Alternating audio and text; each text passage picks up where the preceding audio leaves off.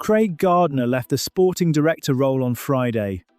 That is the development that reframes Birmingham's summer entirely, because the recruitment decisions that will define next season now need to be made without the person who is overseeing them.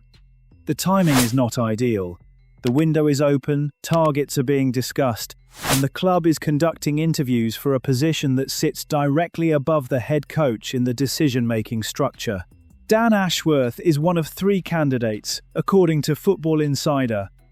His record in English football is well established.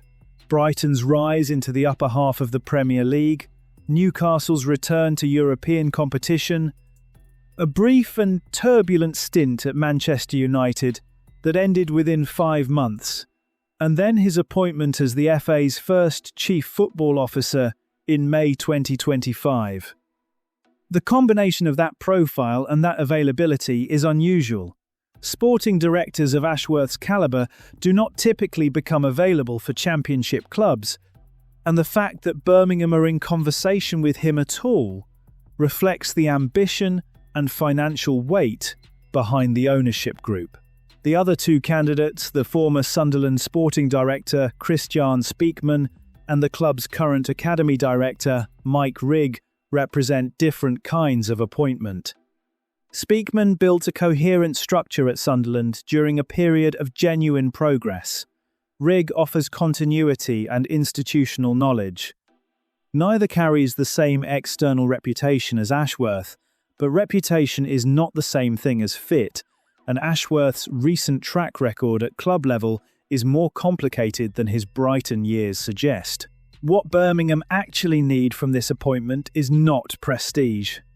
They need someone who can make fast, well-judged decisions in a transfer market that has already started moving, who can align recruitment with whatever Chris Davies needs tactically, and who understands the specific demands of a championship promotion campaign rather than Premier League stabilisation. Ashworth has done the latter twice.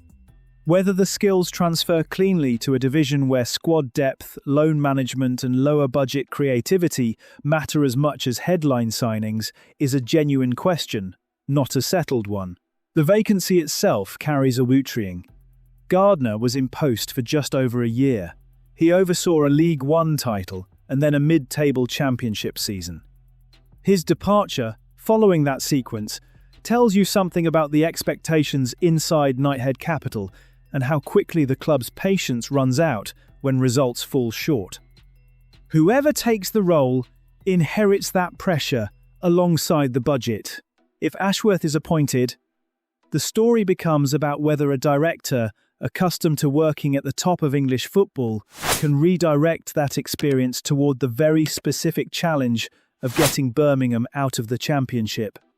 That is not a straightforward translation. The clubs he transformed were already in the Premier League when he arrived. Birmingham are not.